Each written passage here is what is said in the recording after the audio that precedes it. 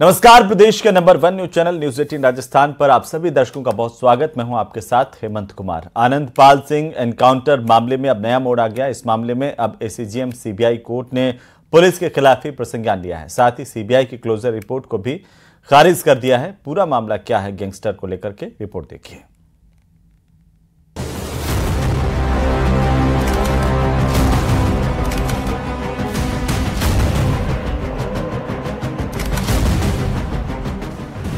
Anandpal encounter में नया मोड़।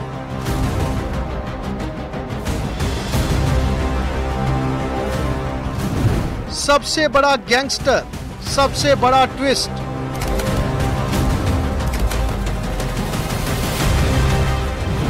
सीबीआई की क्लोजर रिपोर्ट हुई खारिज। आरोपी पुलिस कर्मियों पर चलेगा मुकदमा। क्या आनंदपाल का एनकाउंटर फर्जी था?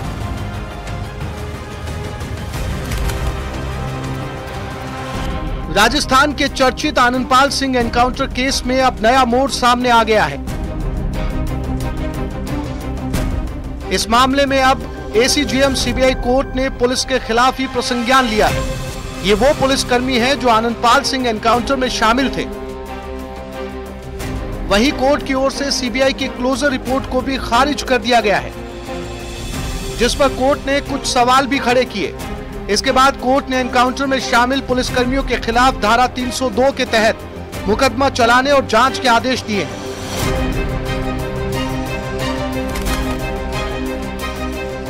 24 जून 2017 को गैंगस्टर आनंदपाल के एनकाउंटर के मामले में एसीजेएम सीबीआई केसेज कोर्ट ने संज्ञान लेते हुए सीबीआई की ओर से पेश की गई चार्जशीट को अस्वीकार कर दिया है। गौरतलब है कि आनंदपाल के एनकाउंटर के बाद राजपूत समाज की ओर से भारी आक्रोश व्यक्त किया गया था। प्रदेश भर में राजपूत समाज का गुस्सा उबल कर सामने आया था, जिसके बाद केंद्र सरकार ने यह मामला सीबीआई को जांच के लिए सौंप दिया था। आपको बता दें, आनंदपाल 24 जून 2017 को चूरू में हुए एनकाउंटर में मारा गया था, जिसे फर्जी बताते हुए खूब बवाल हुआ था।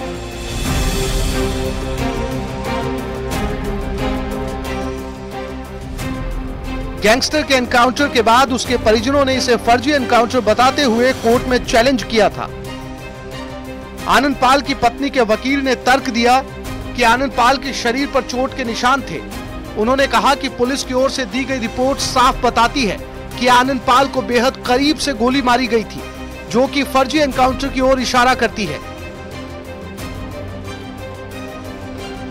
वहीं कोर्ट में मौका नक्शा पेश करने के बाद आनंदपाल की पत्नी के वकील भंवर सिंह राठौड़ ने कोर्ट को बताया कि जिस तरह से चश्मदीद के बयान और डॉक्टर की रिपोर्ट है, उसके मुताबिक आनंदपाल पर गोलियां 3 से 5 फुट के करीब से चलाई गई थी। इसके अलावा डॉक्टर की रिपोर्ट में आनंदपाल के शरीर पर मारपीट और चोट के निशान हैं।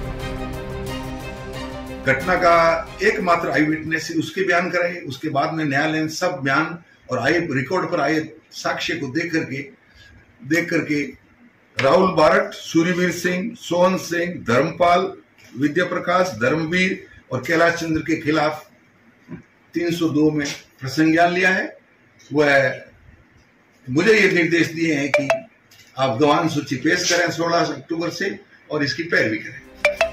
गौरतलब है कि 3 दर्जन से ज्यादा मामले वाले राजस्थान के मोस्ट वांटेड गैंगस्टर आनंदपाल को 24 जून 2017 की रात को मार दिया गया था, जिसे कथित तौर पर एनकाउंटर बताया गया था। सीबीआई ने इस मामले में अपनी जांच पूरी करते हुए करीब 2 साल पहले इस मामले में अंतिम रिपोर्ट पेश कर दी थी, जिसको आनंदपाल की पत्नी राज कंवर द्वारा कोर्ट में चैलेंज किया गया था। इस मामले में सीबीआई कोर्ट ने संज्ञान लेकर अब सीबीआई की ओर से पेश की गई चार्जशीट को अस्वीकार कर दिया है। अब इस मामले में आगे कहीं ना कहीं उन तमाम अधिकारियों की मुसीबत बढ़ने वाली है जो इस एनकाउंटर में सम्मिलित थे। तो गैंगस्टर आनंदपाल एनकाउंटर केस में सीबीआई की क्लोजर रिपोर्ट अस्वीकार करने और पुलिस अधिकारियों पर मुकदमा चलाने के आदेश के बाद आनंदपाल के परिवार का बयान सामने आया। गैंगस्टर के भाई मंजीत पाल ने कहा कि ये संघर्ष की जीत है। आपको बता दें कि उसने कहा कि आनंदपाल का एनकाउंटर फर्जी था। मंजीत ने कहा कि हमें उम्मीद है कि कानून उन्हें सजा देगा, जल्द से जल्द सजा मिलेगी। कोर्ट ने जो आज आदेश दिए हैं वो सर्व समाज की जो लड़ाई थी सामवाद आंदोलन को लेकर, भाई साहब के फर्जी इनकाउंटर को लेकर जो लड़ाई थी, उस लड़ाई में आज ये सभी लाखों लोगों की जीत हुई है। और जिन्होंने संघर्ष किया और न्याय के जो बीज बोए, आज उसका परिणाम कोर्ट ने हमें दिया है और कोर्ट ने सच्चाई सामने लाए, दूध का दूध और पानी का पानी किया। तो वहीं गैंगस्टर आनंद पाल एनकाउंटर केस पर कोर्ट के फैसले के बाद राजगढ़ विधायक मनोज न्यागली का बयान भी सामने आया। मनोज न्यागली ने कहा कि सबको मालूम था कि गैंगस्टर आनंद पाल का एनकाउंटर फर्जी है। उम्मीद है आनंद पाल के परिवार को न्याय मिलेगा। पूरी पत्रावली का मद्देनजर रखते हुए और पत्रावली में जो तथ्य आए उनकी आधार पर कोर्ट ने प्रसंज्ञान लिया, और कोर्ट ने जो प्रसंज्ञान लिया तो आप सब जानते हैं कि कोर्ट ने बड़ी गहराई से उस तथ्यों को जांचने के बाद ही प्रसंज्ञान लिया। और ये लोगों की मांग थी, सीबीआई जांच इसीलिए कराई गई थी कि एनकाउंटर आनंद पाल सिंह का एनकाउंटर फर्जी हुआ है और सीबीआई में क्लोजर लगाने में वो सफल रहे, लेकिन न्यायालय से न्याय मिला। इसलिए मैं तो न्यायपालिका का धन्यवाद करना चाहता हूं। और हमारे पूरे राजस्थान की नहीं, पूरे हिंदुस्तान की जो लड़ाई थी कि सीबीआई जांच हो और सीबीआई जांच में फर्जी एनकाउंटर में जो दोषी उनके लिए कार्रवाई हो, आज वो न्यायालय ने न्याय दिया उस परिवार को भी और जो संघर्ष करने वाले लोगों को भी। इसलिए न्यायपालिका का बहुत बहुत आभार। तो वहीं डॉक्टर किरोड़ीलाल मीणा ने एसओजी दफ्तर पहले पहुंचकर के एसआई भर्ती 2021 पेपर लीक में नकल गिरोह से जुड़े अहम सबूत पेश किए थे। करीब 5 महीने बाद एक बार फिर से डॉक्टर किरोड़ीलाल मीणा एसओजी के मुख्यालय पहुंचे और आरएएस, रीट और एसआई भर्ती पेपर लीक के सौंपे सबूत, लेकिन इस बार तेवर अलग थे। रिपोर्ट देखिए।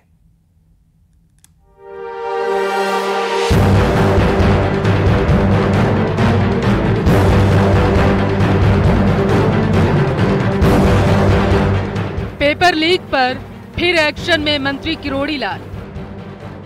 मोहन कोसवाल को बर्खास्त करके, निलंबित करके उससे जांच की जाए। एसओजी को 15 दिन में कार्रवाई का अल्टीमेटम। छात्रों के साथ खिलवाड़ किए, उनका भविष्य अंधकार में डाला है, उनको मैं गिरफ्तारी की और निलंबन की मांग करके आया हूँ। एक्शन न होने पर सत्याग्रह की धमकी। बड़े नेताओं को मगरमच्छों के नाम न प्रमाण के मैं उनको दिया है, वरना मैं बाद में सत्याग्रह करूंगा।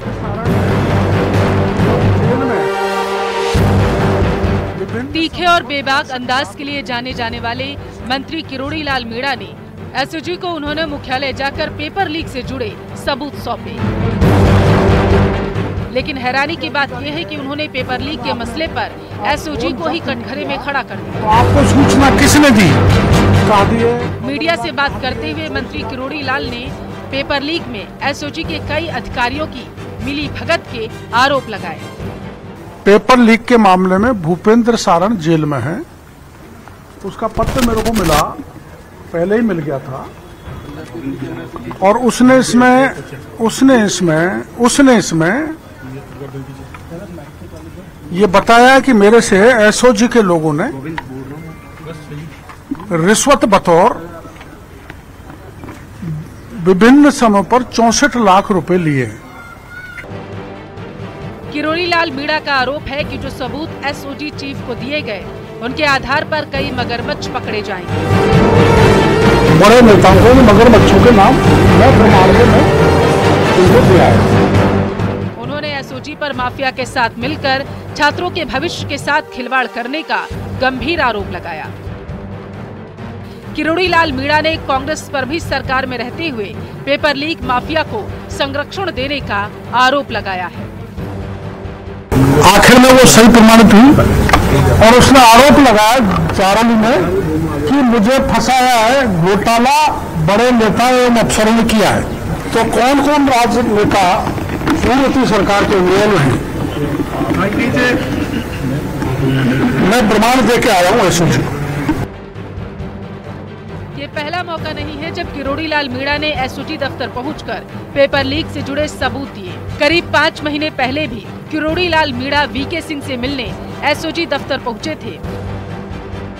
अब सवाल ये है कि 15 दिन में एसओजी को कार्रवाई का अल्टीमेटम देने वाले किरोड़ीलाल मीणा का अगला कदम आखिर क्या होगा। जयपुर से न्यूज़ 18 के लिए विष्णु शर्मा की रिपोर्ट। तो वहीं विधानसभा के दूसरे सत्र की कार्यवाही के दौरान बीजेपी विधायक नौक्षम चौधरी का शायराना अंदाज देखने को मिला। भरतपुर के कामा से विधायक नौक्षम ने बेबाकी के साथ गाय का मुद्दा उठाया। ये जितने भी खूबसूरत चेहरे हैं मेरे तस्बीह के दाने हैं, निगाहें फिरती रहती हैं और इबादत होती रहती है। 3 ऐसे विषय जो हिंदुस्तान के मरकज में अपनी बहुत बड़ी भूमिका देते हैं, चिकित्सा, आस्था और गौ माता। ये एक ऐसा मिश्रण है जो हिंदुस्तान के अपने एक विचार में, अपनी सांस्कृतिक कला में, अपनी सामाजिक भागीदारी में बहुत बड़ी हिस्सेदारी देते हैं। एक बात बार बार आ रही थी कि सभी को गौ माता की सेवा करनी चाहिए। बिल्कुल करनी चाहिए। गौ माता हमारे लिए सर्वोप्रिय है, सर्वोच्च है, पर उसमें जाति, धर्म, मजहब का क्या लेना देना है। ये तो मानव मनुष्य का कर्म है, ये तो इंसानियत का कर्म है। आपको एक इंसान होने के नाते, एक मनुष्य होने के नाते, एक मानव होने के नाते गौ माता की सेवा करनी चाहिए, किसी धर्म और जात में डालकर नहीं। तो वहीं राजस्थान के सरहदी जिले अनूपगढ़ के सीमावर्ती गांव 30 APD में सीमा पर पाकिस्तान से ड्रोन के जरिए ड्रॉप की गई हेरोइन को बरामद कर लिया गया है। भारत पाक अंतर्राष्ट्रीय सीमा पर जीरो लाइन से तकरीबन 2 किलोमीटर भीतर गांव 30 APD के खेत में आज सुबह सीमा सुरक्षा बल और स्थानीय पुलिस को सर्च ऑपरेशन के दौरान 2 पैकेट संदिग्ध मादक पदार्थ हेरोइन मिली है। भारत पाक अंतर्राष्ट्रीय सीमा पर बरामद हुई संदिग्ध मादक पदार्थ हेरोइन का वजन लगभग 4 किलो है, जिसकी अंतर्राष्ट्रीय बाजार में कीमत लगभग 20 करोड़ रुपए आंकी जा रही है।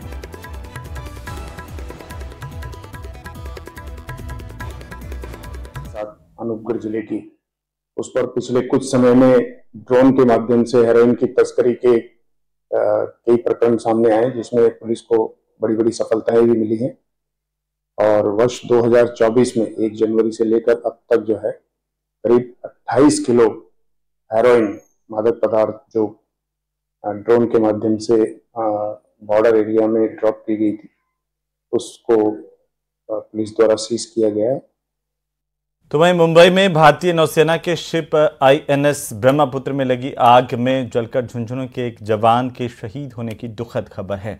रविवार को मुंबई स्थित नेवल डॉकयार्ड में मरम्मत के दौरान आग लग गई थी और तब से झुंझुनू के जूनियर नाविक सितेंद्र सिंह सांखला लापता थे। 23 साल के सांखला झुंझुनू की सूरजगढ़ तहसील के डांगर गांव के रहने वाले हैं। 24 जुलाई को सुबह 3 बजे जितेंद्र सिंह का शव नेवी के गोताखोरों ने बाहर निकाल लिया। सितेंद्र सिंह का अब पार्थिव शरीर सड़क मार्ग से दिल्ली से उनके पैतृक गांव डांगर लाया जाएगा। डांगर गांव में सैनिक सम्मान के साथ शहीद सितेंद्र सिंह सांखला का अंतिम संस्कार किया जाएगा। शहीद के सम्मान में गुरुवार की सुबह तिरंगा यात्रा निकाली जाएगी। झुंझुनू का एक और लाल शहीद हो गया। जैसे ही ये खबर फैली, पूरे गांव में शोक की लहर दौड़ पड़ी। राजपूत परिवार का एक लड़का छोटी सी उम्र में भारतीय नौसेना में देश सेवा के लिए गया और छोटी उम्र में ही ये शहादत उसने प्राप्त की। ऐसे गौरव का भी पल है। भारतीय नौसेना में जो जहाज पे काम करते समय कैजुअलिटी हुई और उस दौरान उन्होंने प्राण न्यौछावर कर दिए। कल पूरे राजकीय सम्मान के साथ डांगर गांव में राजकीय सम्मान के साथ अंत्येष्टि की जाएगी। वहीं कोटा की हवा बिगड़ रही है और फैक्ट्रियां 350 फैक्ट्रियां ऐसी है जो हवा को प्रदूषित कर रही हैं। इन फैक्ट्रियों से निकलने वाले धुएं और हानिकारक गैसों के चलते पूरा इलाका जो है अब वो दूषित हो रहा है। रिसर्च में सामने आया कि लगभग 350 इस तरह की फैक्ट्रियां हैं जो हवा को दूषित कर रही हैं। करीब 200 फैक्ट्रियों से निकल रहा है ये धुआं और जहरीली गैस कोटा की हवा को बिगाड़ रही है। Centre for science and environment और राजस्थान राज्य प्रदूषण नियंत्रण बोर्ड ने मिलकर कोटा की हवा साफ करने के लिए एक वर्कशॉप आयोजित की, जिसमें ये जानकारी साझा की गई। वर्कशॉप में शामिल फैक्ट्री के संचालक हालातों को जल्द से जल्द सुधारने को लेकर के भी चर्चा करते दिखे। एजुकेशन सिटी कोटा की हवा को बिगाड़ रही ये फैक्ट्रियां केंद्र सरकार ने 2019 में शुरू किए अंतर्राष्ट्रीय स्वच्छता हवा कार्यक्रम स्वच्छ हवा कार्यक्रम में कोटा को नॉन अटेनमेंट सिटी की सूची में शामिल किया है। नई दिल्ली के think tank centre for science and environment ने अपनी जांच में यह पाया कि कोटा की हवा दूषित होने का मुख्य कारण जो है वो फैक्ट्रियों से निकलने वाला धुआं है और उनसे निकला औद्योगिक कचरा है, जिसका निस्तारण सही तरीके से होना बेहद जरूरी है। CSE ने कोटा की हवा को साफ करने के लिए एक रोड मैप तैयार किया है। इस रोड मैप को बनाने के लिए रखने के लिए CSE और राजस्थान प्रदूषण नियंत्रण बोर्ड ने मिलकर कोटा फैक्ट्री में पर्यावरण के लिहाज से सुधार को लेकर वर्कशॉप का आयोजन किया। ये हमने कोटा में वायु प्रदूषण को लेके IIT जोधपुर से अध्ययन करवाया था। अध्ययन में ये मिला कि किस इंडस्ट्री से, किस सोर्स से, किस स्रोत से क्या कितना प्रदूषण है। तो उस प्रदूषण के स्रोत को ज्ञात करने के बाद में जो इंडस्ट्रियाँ हमें पता चली कि इससे इतना प्रदूषण होता है, तो आज वायु प्रदूषण को लेके यहाँ पे पूरा प्रस्तुतिकरण रखा गया है। कंज्यूमिंग इंडस्ट्रीज पे भी फोकस किया कि जैसे कुछ इंडस्ट्रीज हैं जो कोल पे चल रही हैं, तो वो कैसे क्लीनर फ्यूल पे स्विच कर सकती है। उसके लिए हमने PNG इंफ्रास्ट्रक्चर से राजस्थान गैस लिमिटेड को भी यहाँ पे बुलाया, जिन्होंने आगे का प्लान बताया कि कब तक यहाँ पे इंडस्ट्रियल एरियाज में PNG आ जाएगा और जैसा कि फिर इंडस्ट्रीज वैसे ही स्विच कर सकती हैं PNG पे। और बायोमास की अवेलेबिलिटी क्या है, इंडस्ट्रीज के साथ क्या चैलेंजेस हैं अगर वो बायोमास पे शिफ्ट होते हैं। देश के नियंत्रक और महालेखा परीक्षक की रिपोर्ट यानी के की रिपोर्ट में खुलासा हुआ कि वित्तीय वर्ष 2022-23 में गहलोत सरकार को केंद्र सरकार से कम वित्तीय सहायता मिली। जो वित्तीय सहायता मिलनी थी उससे करीब 6,500 करोड़ रुपए कम मिले। कैग ने बुधवार को ऑडिट रिपोर्ट में विधानसभा में इस रिपोर्ट को रखा। इस रिपोर्ट के मुताबिक गहलोत राज में वित्तीय वर्ष 2022-23 में केंद्र सरकार ने राज्य को 29,846 करोड़ रुपए की सहायता दी थी, जो साल 2021-22 के 36,326 करोड़ रुपए के मुकाबले 6,480 करोड़ रुपए कम थी। कैग की रिपोर्ट में यह भी खुलासा हुआ कि वित्तीय वर्ष 2022-23 में गहलोत सरकार राजकोषीय घाटा इस सरकार का 3% की सीमा में नहीं रख पाई है गहलोत सरकार, जिस रिपोर्ट में कहा गया कि राजकोषीय उत्तरदायित्व और बजट प्रबंधन अधिनियम कहता है कि सरकारों को राजकोषीय घाटे को ग्रॉस स्टेट डोमेस्टिक प्रोडक्ट के 3% की सीमा के भीतर रखना होगा। लेकिन इस वित्त वर्ष में गहलोत सरकार का राजकोषीय घाटा 51,028 करोड़ रुपए का था, जो GSDP का 3.61% होता है। हालांकि कोरोना के चलते केंद्र सरकार ने राज्यों को राजकोषीय घाटे की सीमा में छूट दी थी। ऐसे में यह केंद्र सरकार की ओर से अनुमत समग्र राजकोषीय दायरे में भीतर था। गौरतलब है कि अशोक गहलोत ने भी अपने शासनकाल में लगातार ये आरोप लगाए थे कि केंद्र सरकार राज्य को उसके हक का पूरा पैसा नहीं दे रही है। कैग ने अब अपनी रिपोर्ट में प्रदेश की बिजली कंपनियों के वित्तीय प्रबंधन को लेकर के भी गंभीर सवाल उठाए हैं। इस रिपोर्ट में कहा गया कि साल 2016-17 में उदय योजना के तहत बिजली कंपनियों का 60,000 करोड़ रुपए का घाटा कम किया गया, लेकिन उसके बाद भी बिजली कंपनियों ने अपनी कार्यशैली में सुधार नहीं किया। बिजली कंपनियां आज भी घाटे में हैं। CAG की ओर से राजस्थान विधानसभा में रिपोर्ट प्रस्तुत कर दी गई है। CAG की ओर से जो रिपोर्ट पेश की गई है उसमें राजस्थान में तीनों जो डिस्कॉम है उसके वित्तीय प्रबंधन के ऊपर काफ़ी सवाल उठाए गए हैं। जिस हिसाब से केंद्र से कर्जा लिया गया और लगातार ब्याज बढ़ता रहा और इनका घाटा दूर नहीं हुआ, इसके ऊपर CAG की रिपोर्ट में सवाल उठाए गए हैं। वहीं पर खान विभाग के अंदर जो CAG की ओर से यहाँ पर जांच की गई है, उन जांचों के अंदर सामने आया है कि यहाँ पर कई तरह की गड़बड़ियाँ हैं, जिसकी वजह से रॉयल्टी के रूप में राज्य सरकार को राजस्व में बड़ी हानि हुई है। यहाँ पर एक ही नंबर के और चेचिस के बहुत से वाहन जो है सामने आए हैं। वहीं पर PUC के मामले में भी कई गड़बड़ियाँ देखने को मिली है। CAG की रिपोर्ट में इसी तरह से परिवहन और जलदाय विभाग को भी जांचा परखा गया है, जिसकी रिपोर्ट विधानसभा में प्रस्तुत कर दी गई है और यहाँ पर सिफारिश की गई है कि जिस हिसाब से जो हालात और जो वित्तीय प्रबंधन के नुकसान प्रदेश को हुए हैं उनमें क्या क्या सुधार किए जा सकते हैं। कैमरा पर्सन दिलीप चेची के साथ में अरबाज अहमद, न्यूज़ 18 के लिए जयपुर से। तो वहीं अंतर्राष्ट्रीय ओलंपिक कमेटी में एक बार फिर रिलायंस फाउंडेशन की चेयरपर्सन नीता अंबानी सर्वसम्मति से दोबारा IOC की सदस्य चुन ली गई हैं। नीता अंबानी के पक्ष में पूरे 100% वोट पड़े। 2016 में रियो डी जेनेरियो ओलंपिक खेलों में नीता अंबानी पहली बार आईओसी सदस्य चुनी गई थी और इस मौके पर नीता अंबानी ने कहा कि अंतर्राष्ट्रीय ओलंपिक कमेटी के सदस्य के तौर पर फिर से चुने जाने पर मैं बहुत सम्मानित महसूस कर रही हूं। मैं प्रेसिडेंट बाख और आईओसी में अपने सभी सहयोगियों को मुझ पर विश्वास और भरोसे के लिए धन्यवाद देना चाहती हूं। उन्होंने कहा कि मैं हर भारतीय के साथ खुशी और गर्व के इस पल को साझा करना चाहती हूं और भारत और दुनिया भर में ओलंपिक आंदोलन को मजबूत करने के लिए मैं तत्पर हूं। आपको बता दें कि नीता अंबानी के नेतृत्व में 40 साल के इंतजार के बाद भारत को आईओसी की वार्षिक बैठक की मेजबानी मिली थी। साल 2023 में मुंबई के जियो वर्ल्ड सेंटर में इसका सफल आयोजन किया गया था।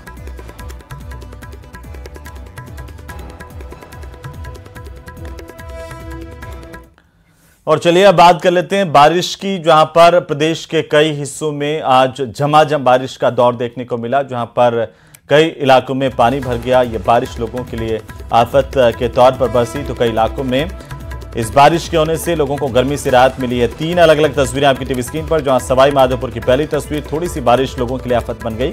दूसरी तस्वीर उदयपुर की झीलों की नगरी की, जहां पर जब इंद्रदेव मेहरबान हुए और बादल बरसने लगे तो शाम होते ही बरसात का दौर शुरू हो गया, जो काफी देर तक चलता रहा। तीसरी तस्वीर है डीडवाना की, जहां शहर समेत आसपास के ग्रामीण इलाकों में भी सुबह तेज मूसलाधार बारिश हुई, जिसके बाद कई निचले इलाकों में पानी भर गया। लोगों को आवागमन में दिक्कतों का सामना करना पड़ा, तो कई इलाकों में लोगों के घरों तक पानी पहुंच गया, जिससे भारी परेशानी लोगों को उठानी पड़ी। इसी के साथ ही इस बुलेटिन में फिलहाल इतना ही। आप देखते रहिए न्यूज़ 18 राजस्थान। मुझे दीजिए अनुमति। Good night Rajasthan. नमस्कार।